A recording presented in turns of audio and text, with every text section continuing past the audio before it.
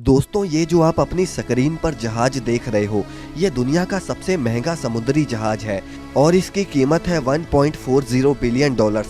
अगर simple language में कहा जाए तो इस शिप के बदले में आप मुकेश अंबानी का घर एंटीलिया, जो कि दुनिया का सबसे महंगा घर है, उसे खरीद सकते हैं। और उसके बाद भी आपके पास इतना पैसा बच जाएगा कि आप उन पैसों से सारी जिंदगी एक लग्जरी लाइफ जी सकते हैं। दोस्तों, समुंदर में ऐसे और भी कई बड़े बड़े जहाज हैं जहां पर अगर चाहें तो पूरा का पूरा शहर बस सकता है। लेकिन दोस्तों, क्या आपने कभी ये सोचा है कि समुद्री जहाज़ों को जब तैयार किया जाता है तो उसे समुंदर में लॉन्च कैसे किया जाता है?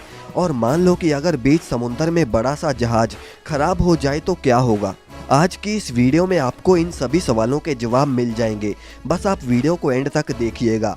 और अगर अभी तक आपने इस चैनल को सब्सक्राइब नहीं किया तो इसे सब्सक्राइब करके अपना काम जरूर पूरा कर दें। तो चलिए वीडियो को शुरू करते हैं। दोस्तों, इन जहाज़ों को देखकर आपके मन में भी सवाल जरूर आता होगा कि आखिर इतने बड़े बड़े जहाज़ों को बनाया कैसे जाता होगा। दरअसल इन जहाज़ों को बनाने में करीब 3 साल का समय लग जाता है। अब सबसे बड़ा सवाल यही है कि इन्हें बनाया कहाँ जाता होगा। अब इतने बड़े जहाज को अगर समुंदर से दूर बनाया जाए तो इसे समुंदर तक ट्रांसपोर्ट करने में करोड़ों रुपए खर्च हो जाएंगे और इसीलिए ऐसे शिप्स को समुंदर के पास ही बनाया जाता है। अब इसके लिए किनारे पर जहाज से बड़ा एक स्पेस बनाया जाता है जहां पर वो पूरी जहाज बनाने के लिए मैन्युफैक्चरिंग प्लांट को बना सकें। अब उस जगह से सारे पानी को निकालकर उस पानी वाली जगह को ठोस बना दिया जाता है और वहीं पर सारी मशीन्स और वर्कर शिप्स को बनाने का काम शुरू करते हैं और वहीं पर खड़ा किया जाता है कई मंजिला शानदार जहाज। दोस्तों, शिप में हमेशा ब्रॉन्ज धातु का प्रोपेलर लगाया जाता है और हमेशा प्रोपेलर्स की गिनती एक से ज़्यादा ही होती है, क्योंकि जितनी तेज प्रोपेलर घूमेंगे जहाज उतनी ही तेज़ी से चलेगा। और सिर्फ ब्रॉन्ज मेटल इसलिए यूज़ किया जाता है कि ब्रॉन्ज धातु कभी खारे पानी में जंग नहीं पकड़ता। दोस्तों, अब जहाज बनकर तैयार हो गया, लेकिन सवाल ये आता है कि इतने बड़े शिप को पानी में कैसे उतारा जाता है। वैसे शिप लॉन्चिंग के समय अगर जरा सी भी गलती हुई तो करोड़ों रुपए का नुकसान हो जाता है।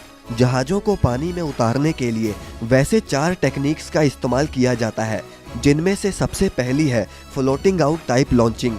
दोस्तों, फ्लोटिंग आउट लॉन्चिंग में जिस जगह को समुद्र किनारे जहाज बनाने के लिए खाली किया गया था उसे दोबारा पानी से भर दिया जाता है और उसे समुद्र के पानी से मिलाकर जहाज को धीरे धीरे पानी में लाया जाता है। अब नंबर 2 पर है ग्रेविटेशनल टाइप लॉन्चिंग। इस तरह की लॉन्चिंग में जहाज को समुद्र किनारे लाकर ट्रेन की पटरी जैसे स्ट्रक्चर पर सेट किया जाता है और सबसे पहले स्ट्रक्चर पर ऑयलिंग और ग्रीसिंग करी जाती है ताकि फ्रिक्शन को कम किया जा सके और जहाज आसानी से पानी में चला जाए। अब इसे ग्रेविटेशनल इसलिए कहा जाता है कि जब जहाज को स्ट्रक्चर पर रखा जाता है तो उसके बाद का काम ग्रेविटी खुद करती है। अब दोस्तों, नंबर 3 पर है एयर बैग लॉन्चिंग। दोस्तों, ये शिप लॉन्चिंग का सबसे सिंपल तरीका है। इसमें सिलेंडर जैसे बड़े बड़े एयरबैग्स पर जहाज को रखा जाता है और उनके साथ ही लुढ़कता हुआ जहाज पानी में चला जाता है। अब इसके बाद नंबर 4 पर है मैकेनिकल टाइप लॉन्चिंग।